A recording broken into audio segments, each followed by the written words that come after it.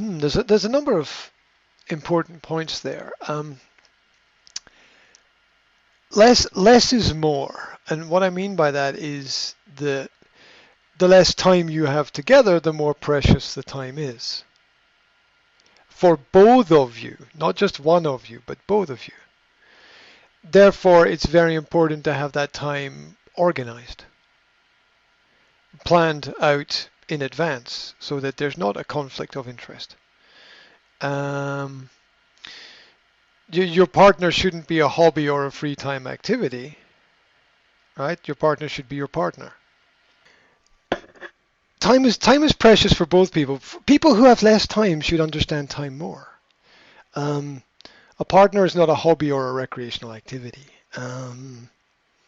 It's somebody that you need to plan to spend your time with, and they need to. I mean, all partners need to begin their communication by asking if it is okay.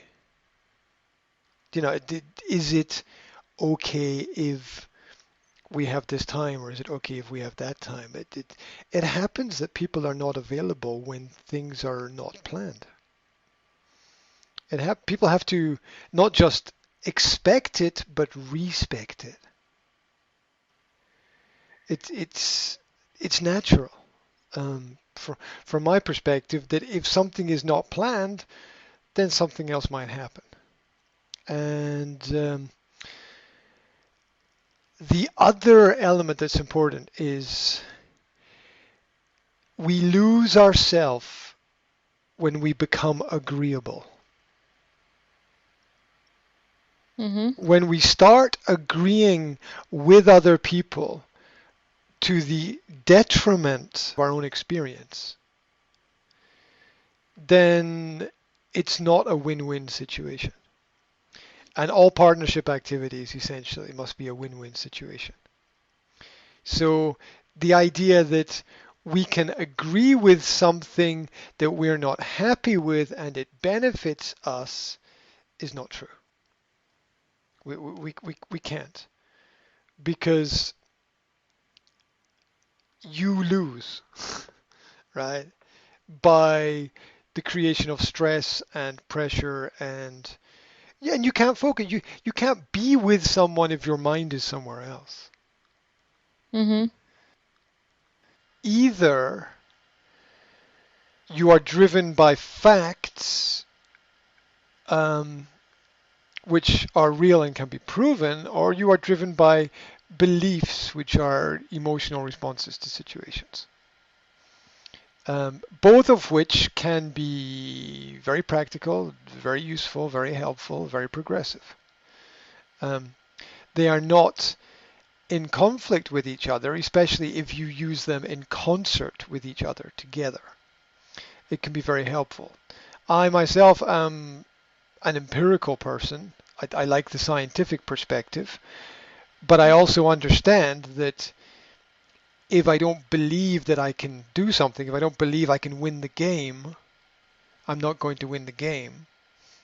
I know that I need to train and practice. These are the facts. But also, if training and practice are past and present, belief is future. So we need these things to work together. Scientists need belief in order to do their work, in order to produce positive results, good results, or any kind of results. And those people who have belief require some kind of construct for the world around about them, so they need facts as well.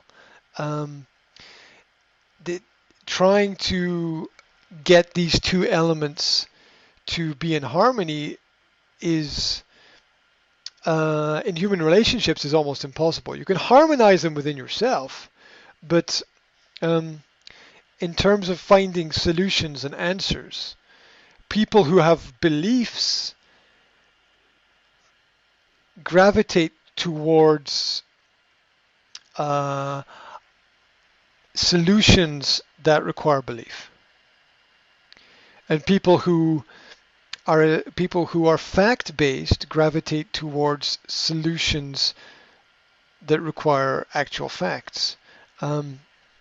So I know this from my own personal experience of relationships where the, the two things are not the same and can never be the same. It's like trying to get an apple to be an orange or an orange to be an apple. They can coexist, but we have to realize they're different things. Um, anyway, the important element of a Bible study class is not the Bible study class. The important element is that you are there. That's the important element. Mm-hmm. And the reason why somebody would go to the Bible study class with you is not for the Bible study, it's for you. Mm-hmm. It's for you. Now,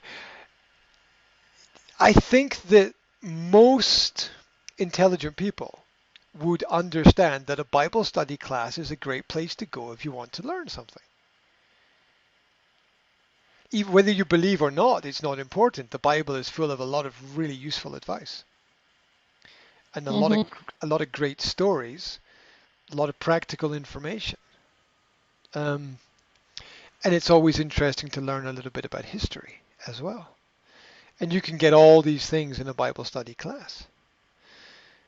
Um, so I think that there's a need there's a need in relationships for partners to spend time on activities that their partner likes.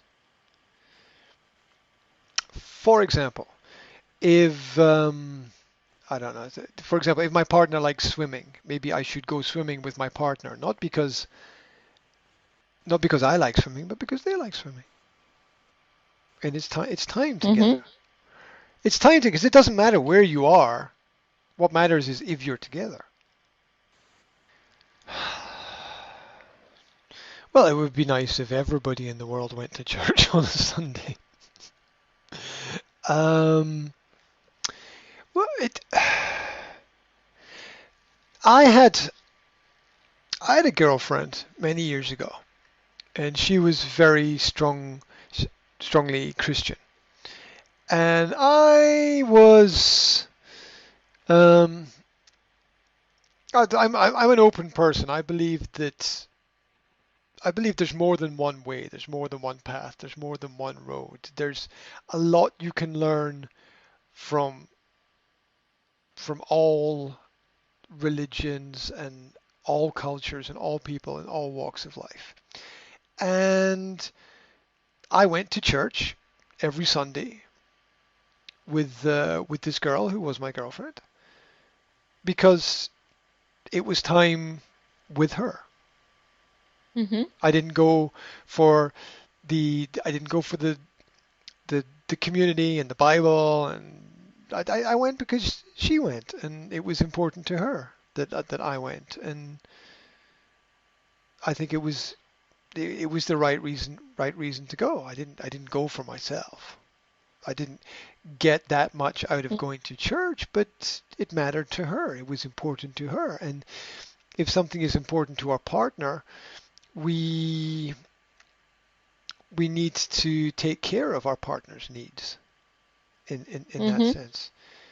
Um, and well, look, let's look at it. What negative thing is going to happen? What negative thing is going to happen if you go to a Bible study class with a person or you go to church with a person? What negative thing is going to happen?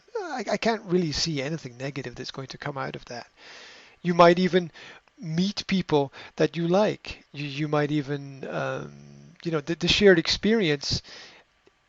You don't know what you're going to get out of it. It might be fun. You might have a laugh, right? Um, so I think that it's very difficult for two different religions to coexist because of the cultural nature of religion. I mean, the Christian people have Christian friends and have more Christian friends in my experience, and non-Christian people have more non-Christian friends just because like attracts like. Like more people who listen to hip hop music have hip hop music friends. More people who listen to rock music have rock music friends.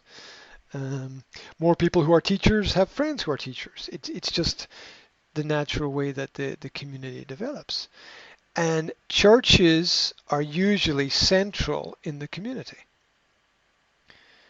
They're usually a central part of the community. I mean, what's one of the first things that happens within a community is it's people of a similar belief, and they share their beliefs, and they they form groups together, and part of this is the religious experience. And you can't really have a community if you don't have a religion at the heart of it, or a belief system. And so it usually has some level of positive influence. Of course, every church is different, every minister, every pastor is different, every Bible study class is different, and so there might be something that I don't know about that, but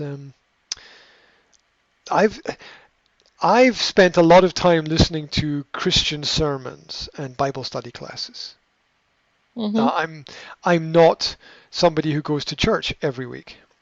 Um, I'm not somebody who even goes to church once a month, but I do actually spend time listening to Christian sermons and to Bible study classes because I find them so interesting. And because the internet exists, you can go to YouTube and you can type in, Bible study classes, and I have the churches and the ministers that I like to follow, and I always learn something new. And it's never a loss, right? Mm-hmm. It's never a loss. So it's interesting. It's also important that we don't force our religion on other people as well. It's also important that maybe people need time to themselves.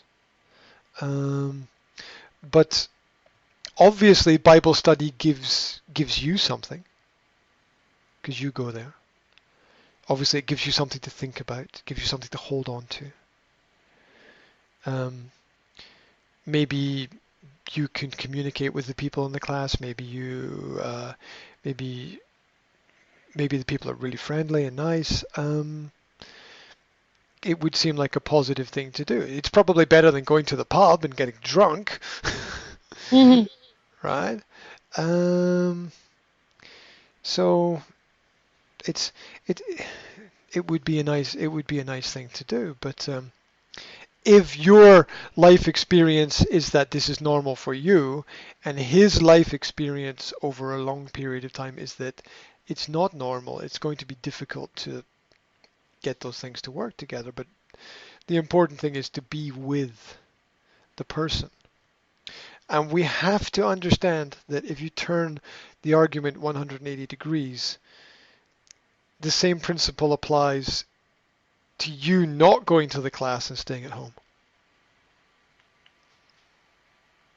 Because it would be a choice to spend time Mm-hmm. with a person.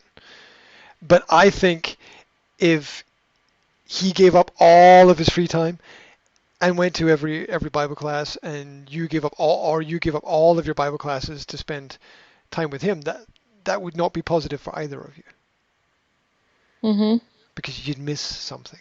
So the balance is important. A balance that's without compromising yourself. Mm-hmm.